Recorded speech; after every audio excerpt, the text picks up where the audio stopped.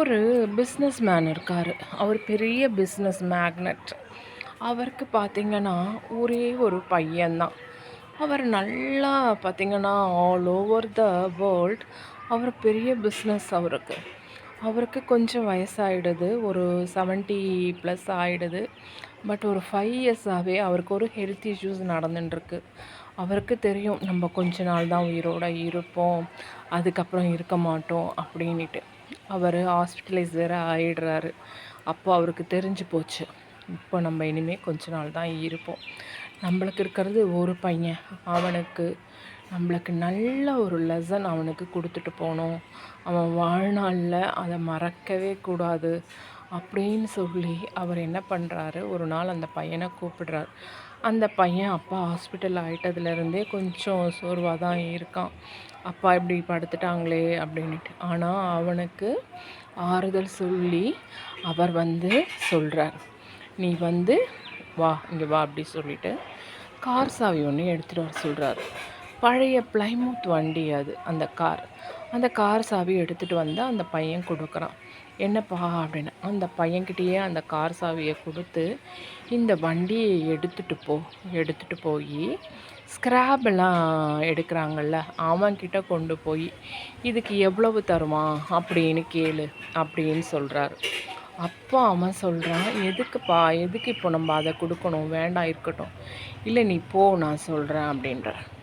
உடனே இவனும் போயிட்டு அந்த ஸ்க்ராப் டீலர் கிட்டக்க கேட்குறான். அவன் சொல்கிறான், என்ன சார் இது பழைய வண்டி வேறு, இது நாங்கள் இதெல்லாம் உடச்சி எடுத்தால் என்ன சார் எங்களுக்கு ஆகும், இதெல்லாம் வேஸ்ட்டு சார், ஒரு 50,000 கூட வராது சார் அப்படின்ற மாதிரி சொல்கிறான். உடனே இவன் அவங்க அப்பா கிட்ட சொல்கிறான், அப்பா இந்த மாதிரி சொன்னாங்க, அதெல்லாம் வேண்டாம்ப்பா, அது பாட்டு இருக்கட்டும், ஒன்றுத்தில் ஒரு வீட்டில் ஒரு சைடில் இருக்கட்டும்ப்பா, அதை நீங்கள் கொடுக்க வேண்டாம் அப்படின்னு. உடனே அவங்க அப்பா சொல்கிறாங்க, சரி இந்த செகண்ட் ஹேண்ட் கார்லாம் வாங்குவாங்கள்ல, அவங்கக்கிட்ட கொண்டு போய் அவங்க எவ்வளோ விலை கொடுப்பாங்கன்னு கேளு அப்படின்னு சொல்கிறார்.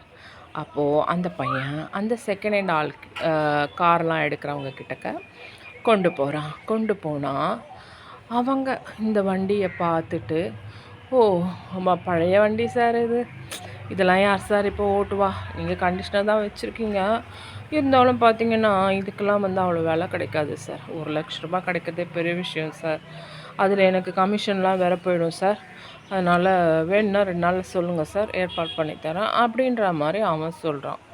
உடனே அப்பா கிட்ட சொல்கிறான், அப்பா எதுக்குப்பா, அது பாட்டு இருக்கட்டும்ப்பா அப்படிங்கிறான். இரு அப்படி சொல்லிவிட்டு, லாஸ்ட் சான்ஸ், ஒரே ஒரு இது, நீ நாளைக்கு என்ன பண்ணுற, இந்த ஆன்டிக் இதெல்லாம் சேல் பண்ணுவாங்கள்ல, சிட்டியில் ஒரு பர்சன் இருக்கார், அந்த பர்சன்கிட்ட போயிட்டு நான் அனுப்பினேன் அப்படின்னு சொல்லி இந்த கார் கொடு, சாவி கொடு அப்படின்னு சொல்கிறார். உடனே அவன் என்ன பண்ணுறான், சரின்னு மறுநாள் போனால் அவர் இந்த ஆன்டிக் காரை பார்த்தோன்னே அவருக்கு ஆச்சரியம். அது இல்லாமல் அப்பா அனுப்பிச்சாரு சொன்ன உடனே அவருக்கு ரொம்ப சந்தோஷமாயிடுது. என்னப்பா சொல்கிறீங்க, நிஜமாவா, அப்பாவா அனுப்பிச்சாரு இந்த காரு செம்மையாக இருக்குப்பா, செம்ம கண்டிஷன்ப்பா, இதெல்லாம் ஆன்டிக் கலெக்ஷன்ப்பா, இப்போ நீங்கள் கொடுத்தீங்கனாலும் 1 கோடி ஸ்பாட்டில் தரேன் நான், இதெல்லாம் எவ்வளோ விலை மதிப்பில்லாததுப்பா, நான் 1 கோடி தரேன்ப்பா அப்படின்னு சொல்லிட்டு அந்த மனுஷன் சொல்கிறார். உடனே இவனுக்கு ஆச்சரியமாயிடுது, என்னது இது, இனிமே ரெகுலராக வர ஃபெஸ்டிவல்ஸுக்கு எல்லாமே கிஃப்ட்ஸ் இருக்குது. என்னோடய வீடியோஸை பார்த்து கமெண்ட் பண்ணி லைக் பண்ணி ஷேர் பண்ணுறவங்களுக்கு நிஜமாக எப்போயாவது கிடைக்கலாம் கிஃப்ட் இல்லைங்களா. 1 இல்லை 2 இல்லை 23 கிஃப்ட்டுங்க. மிஸ் பண்ணாதீங்க, கலந்துக்கோங்க. 2 நாள் தான் இருக்குது அட்சய திருதியை, மிஸ் பண்ணாதீங்க, கலந்து பாருங்கள். செயின் எல்லாம் கோல்டு பிளேட்டட் செயின் எல்லாம் பார்த்தீங்கன்னா கேரண்டி செயினுங்க. நானே யூஸ் பண்ணுறேன். ஏன்னா வெளியில் போயிட்டு வந்தால் அந்த வேர்வை இல்லாமல் தொடச்சி வச்சிடணுங்க. அப்படி நம்ம யூஸ் பண்ணோம்னா வருஷக்கணக்காக கூட வச்சுருக்கேங்க நான் சில செயின்கள்லாம். நம்ம ஒரே செயின் கோல்டு செயினே போட்டுருக்க முடியாது இல்லையா, ஏதோ ஃபங்க்ஷன் போகிறோம், மாற்றி மாற்றி போடுவோம். அதெல்லாம் கொஞ்சம் இமிட்டேட்டாக போடலாமே அந்த மாதிரிங்க.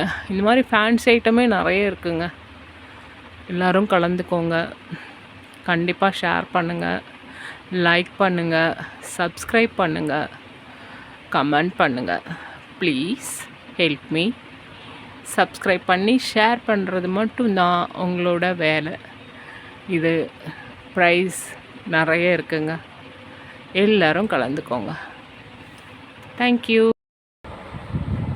இது பார்த்திங்கன்னா ஹேர் கிளிப்ஸு, குழந்தைங்க ஐட்டம் இருக்கும், விநாயகர் இருக்கார், அப்புறம் ராதாகிருஷ்ணர் ட்ரெஸ்ஸு, அப்புறம் ஃபேன்சி ஐட்டம்ஸு, இந்த மாதிரி மாலைகள், இதெல்லாம் குட்டி குட்டி மாலைங்க.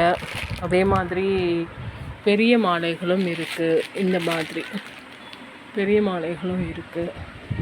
அது மாதிரி எது வேணுமோ அப்படியே மாற்றி மாற்றி கிஃப்ட்ஸ் வரும்.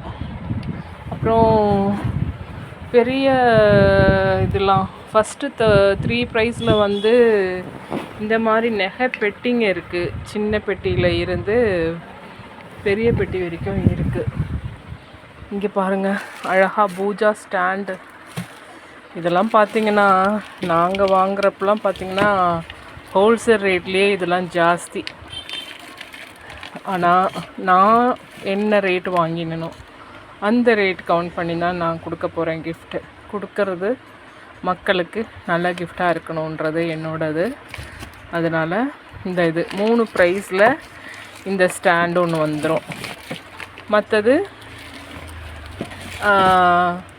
அவங்களோட மாற்றி மாற்றி இது பார்த்திங்கன்னா இந்த ராஜஸ்தானி ஒர்க்கு இது சொல்லுவாங்க, கலங்காரி மாதிரி சாரீஸில் இது ஒர்க்கு நல்லாயிருக்கும். இந்த ஸ்டாண்டு பூஜா ஸ்டாண்டு வச்சோம், கோல்டு பிளேட்டிங், இது அழகாக இருக்கும்.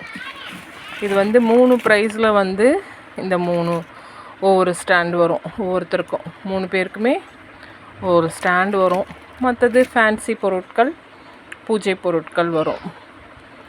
அப்புறம் இந்த பெட்டிங்க பார்த்திங்கன்னா சூப்பருங்க. நகைப்பெட்டிங்க, நகைப்பெட்டி சின்ன பெட்டியிலேருந்து பெரிய பெட்டி வரைக்கும் இருக்குங்க. அது மாதிரி கொடுக்கலான்ருக்கேன். பாருங்கள், இதெல்லாம் பெரிய பெட்டி. எல்லாம் எடுத்து காமிக்க முடியல, எல்லாம் ஒன்று ஒன்று மேலே இருக்குது. பாருங்கள், இதெல்லாம் பெரிய பெட்டிங்க, நகைப்பெட்டி. மாறி மாறி வருங்க. 20 பேருக்கு 500 ஒர்த் ஆஃப் கிஃப்ட் இருக்குது.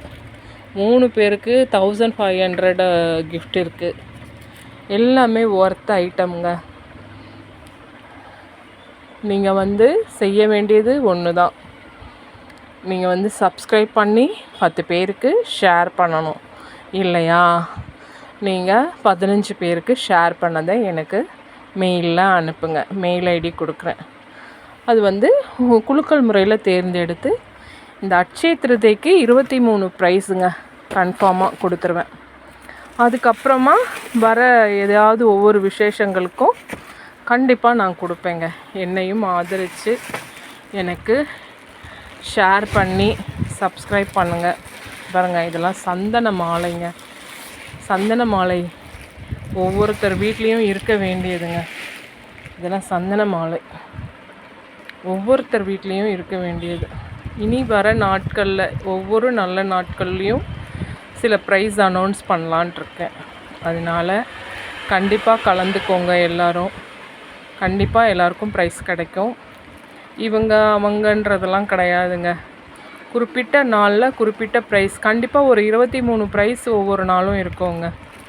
ஒவ்வொருத்தருக்குமே 23 கிஃப்ட் அனுப்பலான்ட்ருக்கேன் ஒவ்வொரு நாளும். ஃபஸ்ட்டு ஸ்டார்ட் பண்ணுறது அட்சய திருதியை. நானும் நல்லபடியாக வளரணும், மற்றவங்களும் வளரணும்னு ஆசைப்பட்றேன், அவங்களும் பயனடையணும். அதுதான் பார்த்திங்கன்னா இதெல்லாம் பெரிய சந்தன மாலைங்க. இது மாதிரி ஒவ்வொரு கிஃப்ட் கண்டிப்பாக நாங்கள் ஷாப் வச்சுருக்கோம், ஹோல்சேலில் வாங்குகிறோம். இந்த மாதிரி பூஜை ஐட்டம்ஸு என்னென்னவோ அதெல்லாம் டெக்கரேட் ஐட்டம்ஸ்லாம் கூட இருக்குது. இந்த மாதிரி ஒன்று ஒன்று மாற்றி மாற்றி கொடுப்பேன். 23 ப்ரைஸு கன்ஃபார்மாக உண்டுங்க. ஒவ்வொரு ஃபங்க்ஷனுக்கும் 23 கிஃப்ட்ஸ் உண்டு. இதெல்லாம் பாருங்கள், இதுவும் ஒரு பூஜா ஸ்டாண்டுங்க. இந்த மாதிரி நிறைய ஐட்டம்ஸ் இருக்குது எங்கள் ஷாப்பில். அது மாதிரி உங்களுக்கு ஒவ்வொரு இதுவும் ஒவ்வொரு ப்ரைஸ் கிடைக்குங்க. இதெல்லாம் பார்த்திங்கன்னா மார்பிள் ஸ்டோன், இந்த இடிகல் மாதிரி மாறி மாறி கிடைக்கும். கண்டிப்பாக ஒரு நாள் நான் அனௌன்ஸ் பண்ணுறேன்னா கண்டிப்பாக ஒரு 23 கிஃப்ட்ஸு கண்டிப்பாக இருக்கும். இந்த மாதிரி குழந்தைங்களுக்கு ஃபேன்சி ஐட்டம்லாம் இருக்குது, பால் இருக்குது. நம்ம சாதாரணமாகவே பண்ணுறப்போ பார்த்திங்கன்னா இந்த ஸ்மைலி பால்ஸ் பார்த்திங்கன்னா நம்ம ப்ரெஸ் பண்ணிகிட்டே இருந்தோம்னா கையில் நம்ம டென்ஷனாக இருந்தோம்னா அது போயிடுங்க. அது மாதிரி நிறைய நம்மளுக்கு இந்த ஐட்டம்ஸ்லாம் இருக்குது. கண்டிப்பாக நான் ஒவ்வொரு நாள் நான் அனௌன்ஸ் பண்ணுறேன்னா 23 கிஃப்ட் கண்டிப்பாக இருக்குங்க அவங்களுக்கு. அதில் கண்டிப்பாக எல்லோரும் சேர்ந்துக்கோங்க. நீங்கள் செய்ய வேண்டியது ஒன்று தாங்க, உங்களால் முடிஞ்சது தான். கண்டிப்பாக இப்படி பண்ணியிருக்கிறவங்க 15 பேருக்கு ஷேர் பண்ணுங்கள், லைக் பண்ணுங்கள். அந்த லைக் பண்ணதையும் ஷேர் பண்ணதையும் காமிங்க, எனக்கு ப்ரூஃப் காமிங்க. கண்டிப்பாக உங்கள் பேர் நான் சேர்த்துப்பேன். கண்டிப்பாக எல்லாருக்கும் கிடைக்கும். நான் இனிமேல் என்னங்க, ஒவ்வொரு ஃபெஸ்டிவல்ஸ் வந்துட்டு தானுங்க இருக்குது. ஒவ்வொரு ஃபெஸ்டிவலுக்கும் கண்டிப்பாக 23 ப்ரைஸ் இருக்குது, 23 கிஃப்ட் இருக்குங்க. கலந்துக்கோங்க. என்ன எல்லாருமே என்கரேஜ் பண்ணுங்கள், கமெண்ட் கொடுங்க, ஷேர் பண்ணுங்கள், லைக் பண்ணுங்கள், சப்ஸ்கிரைப் பண்ணுங்கள். என்னதுன்னு இவனுக்கே ஆச்சரியமாகிடுது. அப்பா எதுக்காக இந்த மாதிரிலாம் அனுப்பிச்சாரு நம்மளை யோசிச்சுட்டு மறுபடியும் போய் அவங்க அப்பா கிட்ட சொல்கிறான். அப்பா உங்களுக்கு இது ஏற்கனவே தெரியும் தானே, ஏன்ப்பா என்னை அனுப்பிச்சிங்க, என்னை எதையாவது டெஸ்ட் பண்ணுறீங்களா அப்படின்னு அவன் கேட்குறான். அப்போ அவங்க அப்பா சொல்கிறாரு, நீ முதல்ல போனப்போ என்ன நினச்ச அப்படின்னு கேட்குறாரு. உடனே அவன் சொல்கிறான், நான் நினச்சேன்ப்பா எதுக்கு நம்மளுக்கெலாம் இந்த வண்டியை வந்து ஸ்க்ராபுக்கெலாம் போடணும், கண்டிப்பாக நான் ஸ்க்ராபு கொடுத்துருக்க மாட்டேன்ப்பா அப்படின்னு சொல்கிறான். சரி, அடுத்தது செகண்ட் ஹேண்டும் அவன் 1 லேக் தானே சொன்னான். 1 லேக்னா கூட நான் தந்திருக்க மாட்டேன்ப்பா, அந்த வண்டி ஒரு ஓரமாக இருக்கட்டும்னு தான் நினச்சிருப்பேன் அப்படின்னு சொன்னான். சரி, தேர்ட் டைம் என்ன பண்ண அப்படின்னு அவர் கேட்குறாரு. உடனே அவன் சொல்கிறான், இல்லைப்பா அங்கே போனவொடனே எனக்கு பெரிய ஆச்சரியமாயிடுச்சுப்பா, அவருக்கு ரொம்ப சந்தோஷம்ப்பா, நீங்கள் அனுப்பிச்சிங்கன்னு சொன்ன உடனே அவர் ரொம்ப சந்தோஷப்பட்டார். அதுவும் இந்த வண்டியை தரீங்களான்னொடனே ரொம்ப குஷி ஆகிட்டார். அவர் ஸ்பாட்லேயே 1 crore தரேன்னு சொன்னார்ப்பா அப்படின்ட்டு. அப்பா சொல்கிறாரு, பார்த்தியா நம்ம ஒவ்வொரு இடத்துல இருக்குடா அதனோட மதிப்பு. நீயும் எங்கே இருக்க, யாரோட இருக்க அப்படின்றது தாண்டா நம்ம மதிப்பு. நம்ம மதிப்பை வந்து எப்பயுமே கீழே போகக்கூடாது, எப்பயுமே நம்ம கீழே போயிடக்கூடாது, மதிப்போடு இருக்கணும். அதுக்கு நம்ம சுற்றி இருக்கிறவங்க நம்மளை மதிக்கிறவங்களாக இருக்கணும். நம்ம இருக்கிற இடத்த பொறுத்து தான் நம்ம மதிப்பு. அதுக்கு ஏற்ற மாதிரி நம்ம இருக்கணும், அதுக்கு ஏற்ற மாதிரி நம்ம சுற்றி இருக்கிறவங்கள வச்சுக்கணும். இல்லாட்டி நம்மளும் டவுன் ஆகிடுவோம், அவங்களும் நம்மளை ரொம்ப கீழே இறக்கிடுவாங்க. அதுக்காகத்தான் நான் உன்னை ஒவ்வொரு இடத்துக்கும் அனுப்பிச்சேன். இன்றைக்கி நீ அனுபவபூர்வமாக இதை நீ உணர்ந்ததுனால இது நீ உன்னோட வாழ்நாளில் எப்பயுமே மறக்க மாட்டேன். இது உனக்கு அப்படியே மனசில் நிற்கும். அப்பா சொன்னார், அப்பா நம்மளை அதையெல்லாம் அனுபவபூர்வமாக உணர்த்தினார் அப்படின்றது உன் மனசில் இருக்கும். அதனால் கடைசி வரைக்கும் அதை நீ மறந்துடாத.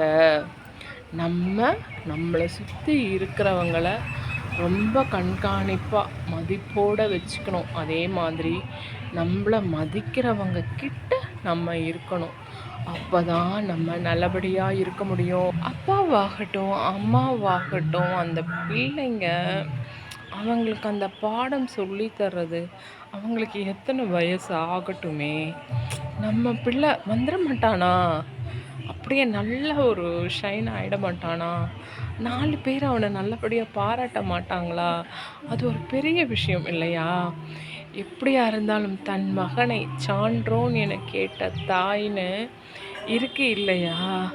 அந்த மாதிரி மற்றவங்க பாராட்டணும். நம்ம பிள்ளை நல்ல மதிப்போடு இருக்கணும், 4 பேருக்கு நல்லது செய்யணும் அப்படின்றது அவங்க மனசில் ஓடிக்கிட்டே இருக்கும். அதுக்கு ஏற்ற மாதிரி எந்த வயசானாலும் அவங்க அப்பா அம்மா தான். அதனால் அந்த பிள்ளைங்களுக்கான பாடம் எந்த வயசில் வேணால் கிடைக்கும்.